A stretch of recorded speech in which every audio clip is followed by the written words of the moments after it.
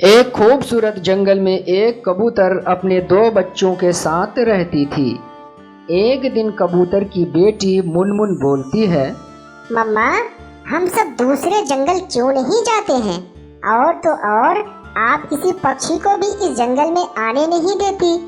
अकेले रहते हुए इस जंगल में हमें कितने साल हो गए हैं मम्मा। मुझे अकेले मन नहीं लगता है। मेरा मन करता है कि मैं भी दूसरे पक्षियों के साथ खेलूं। बेटा, तुम्हें पता है ना, ये हमारा सुनहरा जंगल है। मैं इसमें किसी को नहीं आने दूंगी और ना ही हम किसी दूसरे जंगल जाएंगे। समझ गए तुम सब? अच्छा, अब बस भी करो। तुम्हें पता है, मेरा एक और सुनहरा जंगल है। मैं वही तुम दोनों के लिए फल लाने जा रही हूँ। तुम दोनों बहनें अच्छे से रहना। अगर मुझे थोड़ी देर भी हो गई तो मत डरना। समझ गए तुम सब? फिर कबूतर उड़ते उड़ते सुनहरे जंगल पहुंच जाते हैं। मैं अपने बच्चों के लिए ये ताजे ताजे फल लेकर जाऊंगी। इसे खाकर वे स्वस्थ रहेंगे। अब मैं ये फल लेकर निकल जाती हूँ, नहीं तो मेरे बच्चे परेशान हो जाएंगे। इतना कहकर कबूतर फल लेकर अपने बच्चों के पास आ जाती है। ये लो मेरे बच्चे, मैं तुम दोनों के लिए बहुत सारे फल लेकर आई हूँ, ताकि तुम दोनों बहुत से फल खाकर स्वस्थ रहो। फिर दोनों बच्चे फल खाते हैं और बोलते हैं, मम्मा, ये सब तो ठीक है, पर मुझे टूनी आंटी के जंगल जाना है। टूनी आंटी के भी दो बेटियां हैं। ये दोनों भी बहुत सुंदर हैं मम्मा। मुझे खेलने जाने दो ना मम्मा। मुझे खेलने का बहुत मन करता है। मम्मा, मैं अकेली नहीं रह सकती। मम्मा, मैं अकेली नहीं जा रही हूँ। टुनटुन भी मेरे साथ जाएगी। फिर हम दोनों खेलकर एक साथ घर आ जाएंगे। क्या कहा तुमने? मैंने मना किया था ना। हमारा रहन सहन दूसरे पक्षियों की तरह नहीं है। उनका रहने का तरीका अलग है। उनके पास जाना तो दूर की बात, उन्हें देखना भी ठीक नहीं है। तुम समझ गए? आगे इस तरह सोचना भी नहीं। और टुनटुन, अपनी बहन का ख्याल रखना, या कहीं नहीं जा पाए। ठीक है मम्मा, आप चिंता ना करें। मुनमुन का मैं अच्छे से ख्याल रखूंगी। तो ठीक है टुनटुन, मैं अपना दूसरा जंगल जा रही हूँ। उसमें बहुत सारे फल लगे हुए हैं। उस फल पर सभी पक्षियों की नजर है। मुझे वहाँ जाना होगा। ठीक है, मैं चलती हूँ। फिर कबूतर उड़ते उड़ते दूसरे सुनहरे जंगल पहुंच जाती है। इधर मुनमुन अपनी मम्मा के जाने के बाद बोलती है, टुनटुन बहन, मम्मा तो यहाँ से चली गई है। अब हम टूनी आंटी के घर चलते हैं। उनकी बेटियों के साथ हम खेलेंगे। मेरा बहुत मन करता है कि जंगल में दूसरे पक्षियों के साथ खेलूं। एक ही जगह रह रह कर बोर हो गई हूँ। हाँ मुनमुन, तुम ठीक कह रही हो। मैं भी एक जगह रह रह कर बोर हो गई हूँ। अच्छा, अब ये सब छोड़ो। अब जल्दी यहाँ से निकल जाते हैं, नहीं तो मम्मा आ जाएंगे।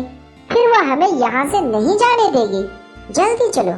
फिर दोनों बच्चे उड़ते उड़ते टूनी चिड़िया के घर पहुंच जाते हैं। दोनों को देखकर टूनी बोलती है, अरे बच्चों, तुम दोनों यहाँ अपनी मम्मा को बताकर यहाँ आई हो ना? नहीं आंटी, हम दोनों अपनी मम्मा को बताकर नहीं आए हैं। हम दोनों चुपके से आपके घर आए हैं। क्या कहा तुमने? चुपके से मेरे घर आए हो?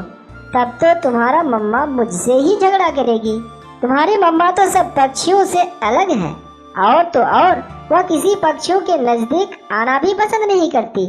मैं जानती हूँ कि तुम दोनों एक ही जगह रह रह कर बोर हो गई हो।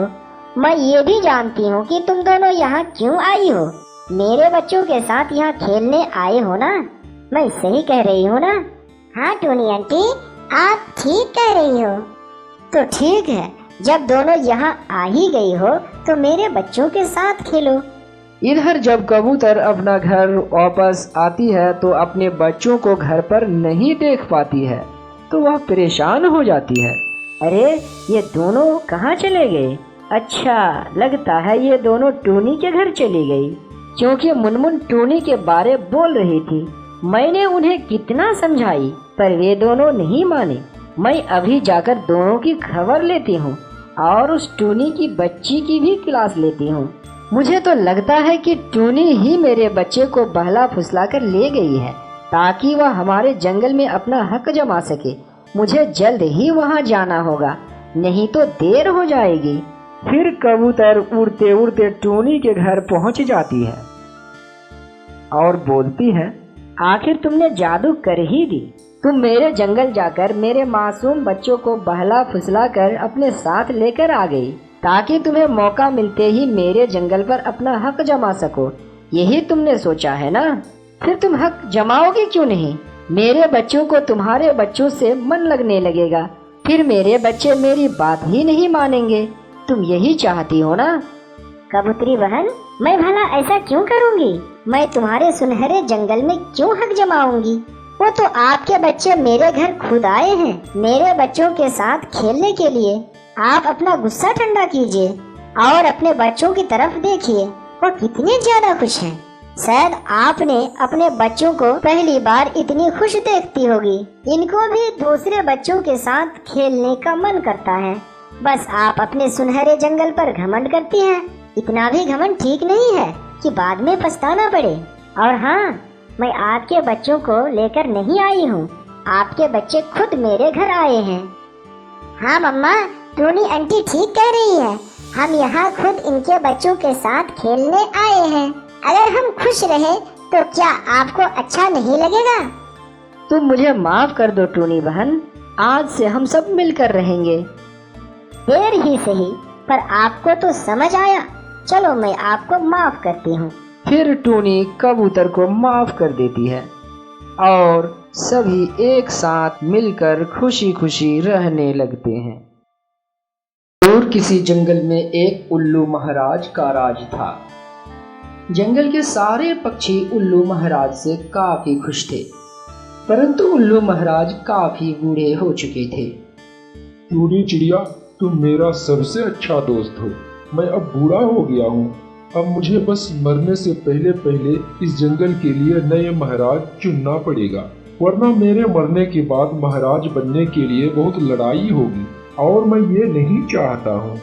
उल्लू महाराज, आप बिल्कुल ठीक कह रहे हैं। क्या आपने किसी पक्षी के बारे में सोचा है जो इस जंगल का नया राजा बनने योग्य हो?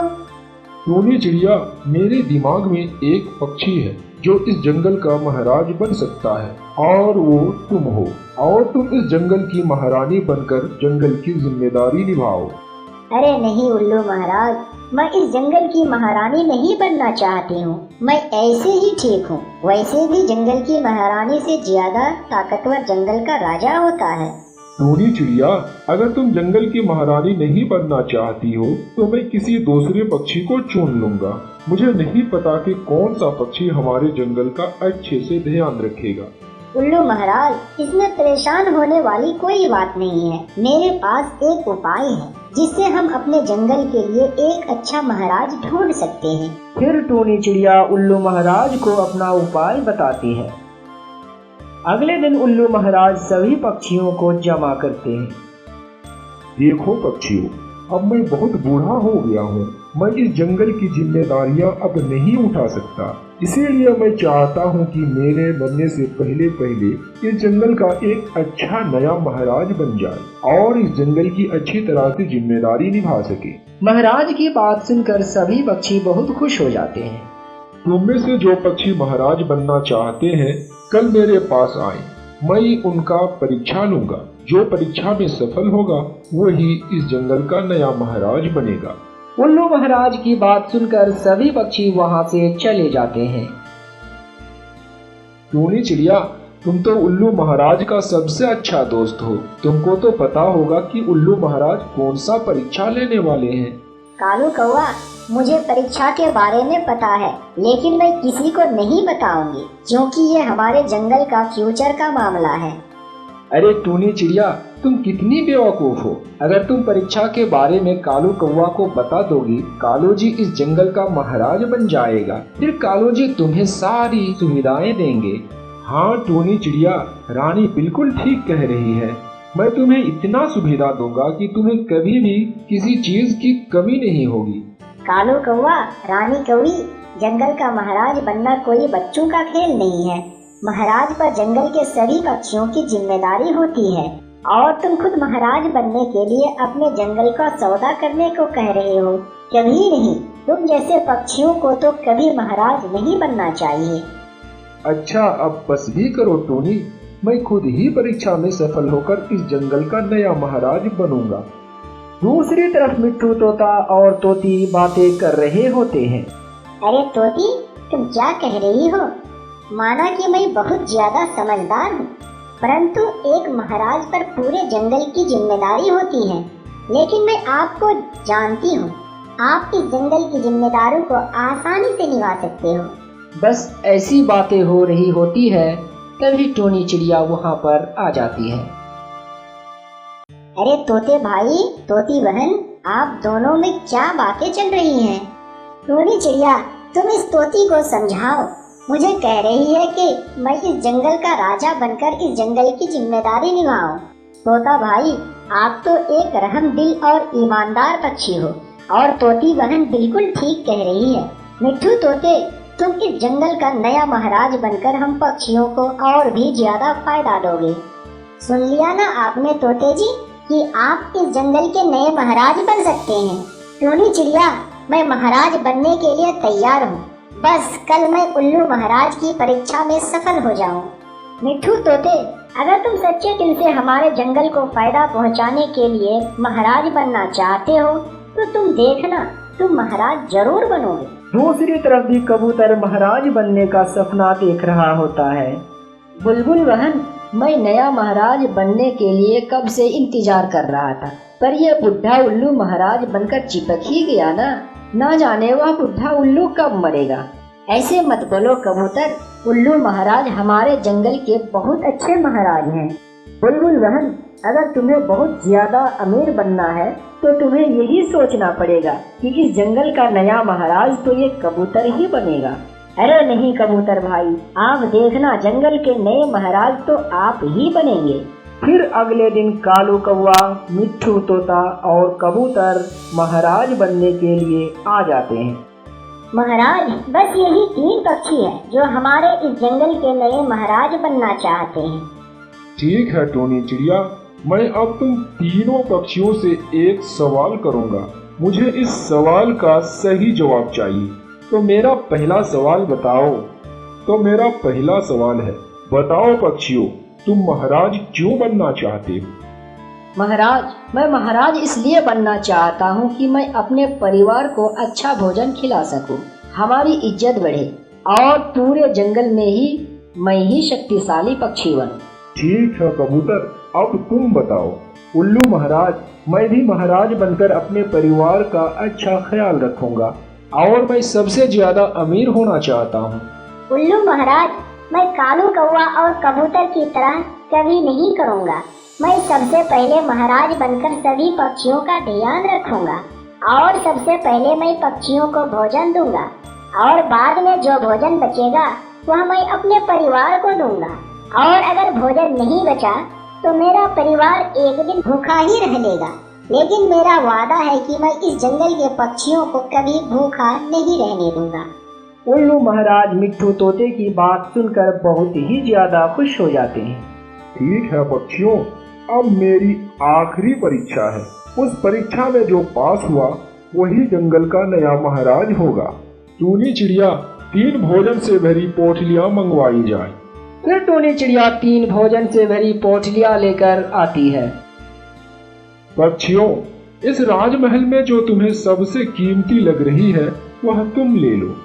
पोटलियों में बहुत सारे भोजन देखकर कालू कौवा और कबूतर लालच में आ जाते हैं और फिर दोनों एक एक पोटली ले लेता है। मिट्ठू तोते, क्या तुम भोजन से भरे पोटली नहीं लोगे? उल्लू महाराज, टोनी चिड़िया, इस पोटली का भोजन एक ना एक दिन खत्म हो जाएगा, तो फिर यह कीमती कैसे हुआ? महाराज, इस जंगल में सबसे कीमती चीज है।